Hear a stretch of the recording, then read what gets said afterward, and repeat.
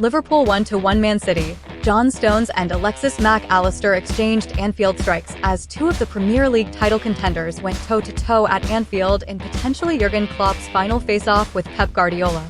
Liverpool and Manchester City remain separated by just the smallest of margins after a rip-roaring draw at Anfield on Sunday.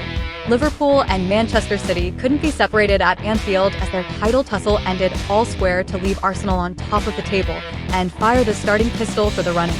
Gawang Patah has summarized for you.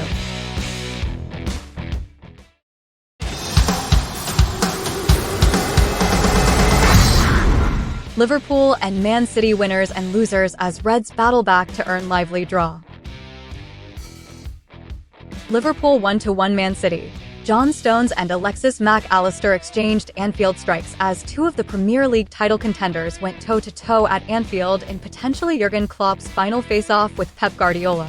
Liverpool and Manchester City remain separated by just the smallest of margins after a rip-roaring draw at Anfield on Sunday. City had hit the front through John Stones, who finished off a clever corner routine from Kevin De Bruyne at the near post.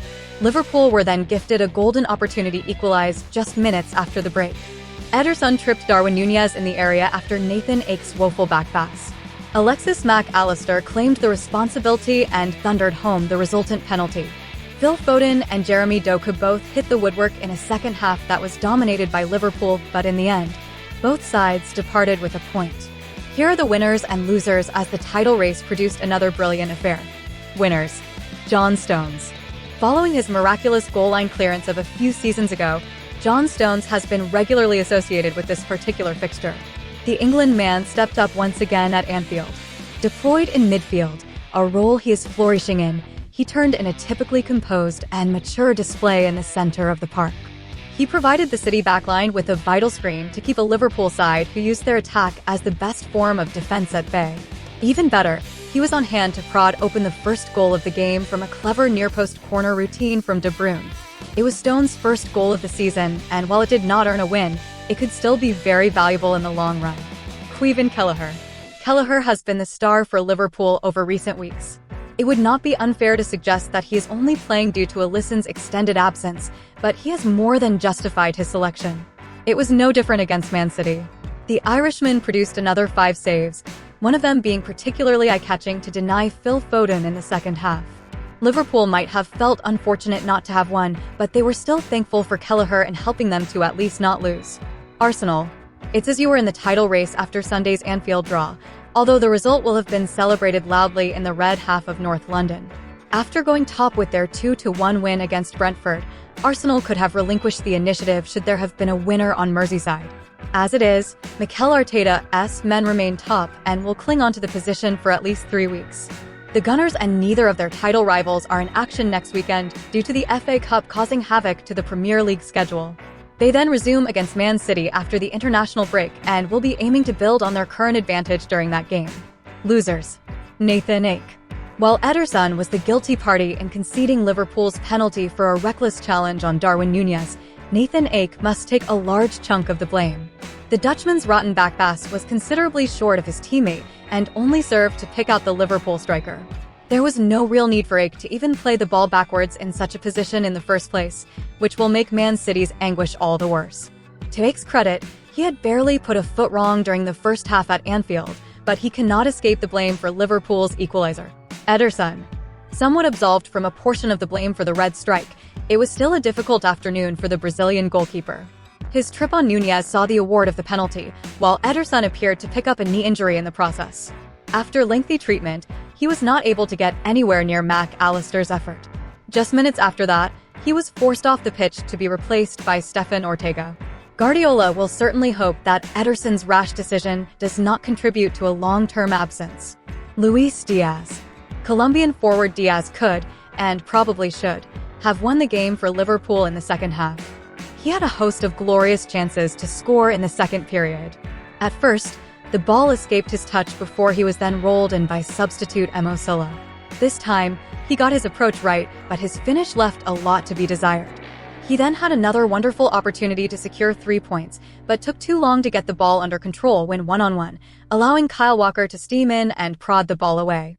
Diaz is certainly not the reason Liverpool didn't win, but he definitely had the best of the chances to secure victory. Alexis Allister helps Liverpool peg back Man City in title tussle. 5 talking points. Liverpool and Manchester City couldn't be separated at Anfield as their title tussle ended all square to leave Arsenal on top of the table and fire the starting pistol for the run-in.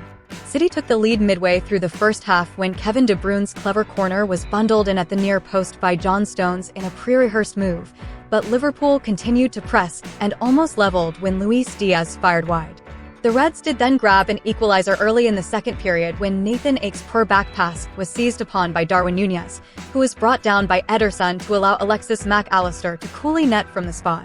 Diaz missed 2 golden opportunities for Liverpool, and Stefan Ortega, on for the injured Ederson, saved well from Núñez, while City sub Jeremy Doku fired against the inside of the post from an angle laid on.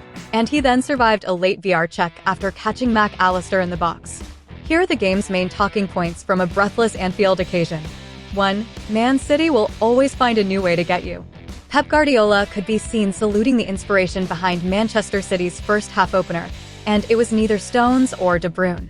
Carlos Vicens is the coach who works on City set pieces, along with an analyst called Jack Wilson, and it was to him that Guardiola pointed a finger in the aftermath of Stones' 23rd minute goal. Ake's role in blocking off Allister played a huge role in the goal, with City obviously spotting a weakness in Liverpool's front post area, and De Bruyne possessing the ability to exploit that. City have so many weapons in their armory, and this was just another one.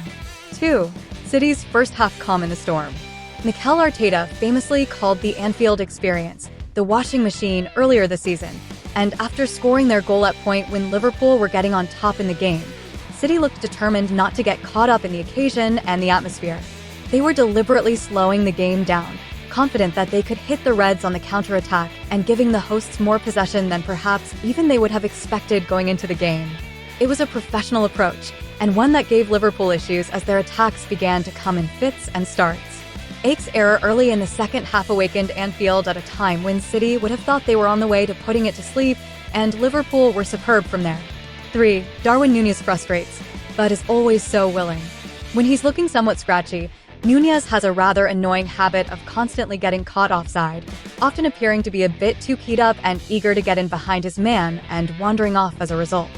That was what kept happening in the first half as Liverpool pressed well and closed City down, but Núñez was flagged 5 times alone to end the move and allow City a reprieve. The forward is improving and is still such a weapon, but those rough edges still need smoothing out even if the Uruguayan's sense of incredible willing is so admirable, as we saw for the penalty. 4. Reds ramp it up as Alexis Allister inspires. The penalty was the cue for Liverpool to turn the screw, and Diaz really should have had them ahead before the hour mark and the introduction of Mo Salah. He'd been off the pitch when the penalty was awarded, allowing Allister to take one for the second game running, and the World Cup winner was an absolutely masterful presence in the middle of the park as the Reds turned the screw. The £35 million signing, and what a bargain that is by the way, is Liverpool's most important midfielder, and he's a tempo setter and control mechanism in the center of the pitch, allowing those in front of him to try and cause chaos. 5. Arsenal the only winners? And so the clash long billed as a title decider ended with neither team on top of the table. Arsenal are still a very real runner in this most tantalizing of title races, and while they will likely be happy with this result, both of these sides will probably gladly take their point too. City, of the two, probably had more reason to feel this was 2 points lost given that they lost a lead at a time when they could have turned the screw, but this is a result all 3 parties involved in this thrilling race will probably shake hands on. Now to the thrills and spills of the run-in.